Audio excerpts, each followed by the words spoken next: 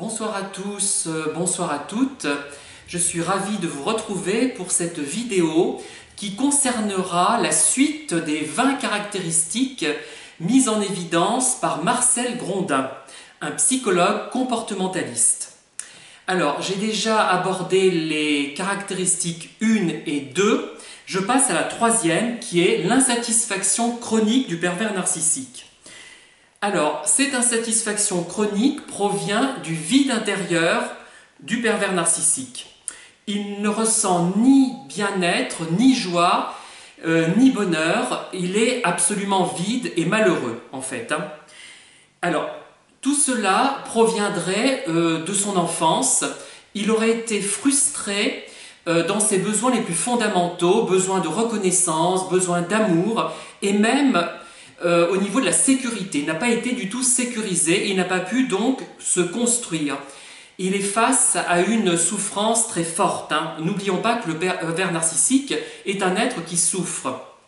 Donc pour oublier cette souffrance, il va se présenter comme un individu qui domine les autres, qui est plus fort que les autres.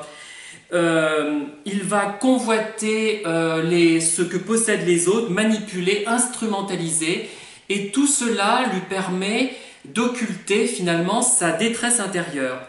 C'est quelqu'un qui est constamment dans l'action intellectuelle, si on peut dire. Il manigance sans arrêt, et l'action concrète. Et d'ailleurs, moi j'ai deux témoignages de deux pervers narcissiques qui m'ont dit, un peu comme la phrase que prononce Lola Montez dans le film de Max Ophuls, Martine Carole dit à un moment donné « Pour moi, la vie, c'est le mouvement ».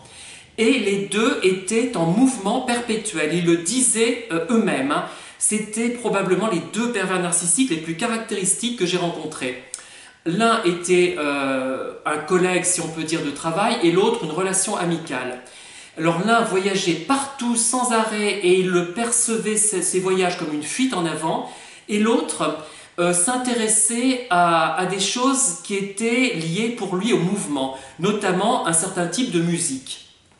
Voilà, ils étaient dans la fuite permanente, la fuite en avant en quelque sorte. Et donc en maintenant cette toute-puissance, ce sentiment de toute-puissance, cette illusion de toute-puissance, ça leur permet d'oublier leur vide intérieur et leur souffrance. En fait, on en revient toujours à la même chose. Si le pervers narcissique parvenait à regarder sa souffrance, peut-être guérirait-il. Et c'est sans doute en partie pour cela que nous restons attachés longtemps à ces personnes quand nous ne connaissons pas leur fonctionnement, puisqu'on se dit, les pauvres, ils sont malheureux, on va essayer de faire en sorte qu'ils ne le soient plus. Et c'est vrai qu'ils sont malheureux. Et moi, c'est souvent ce qui m'a perturbé dans ces relations, mais je ne suis pas le seul, probablement. Voilà pour la troisième caractéristique que j'ai brièvement détaillée. Je pense que vous aurez peut-être d'autres éléments à apporter. Et vous pouvez effectivement étudier ce cas dans différents contextes, par exemple le contexte de travail, où le pervers va pousser les autres au travail, ne sera jamais satisfait de leur travail, va les harceler jusqu'à ce que les personnes soient poussées à la faute, commettent des erreurs, et ça correspond aussi à cette insatisfaction chronique. Voilà, je vous remercie et je vous dis à très bientôt pour le point numéro 4. N'oubliez pas de vous abonner et de liker si vous appréciez, ou alors de mettre le pouce en bas si vous n'appréciez pas, il n'y a pas de problème. Mais abonnez-vous, que je ne sois pas obligé d'avoir des faux abonnés, ça ne ferait pas sérieux. Allez, au revoir.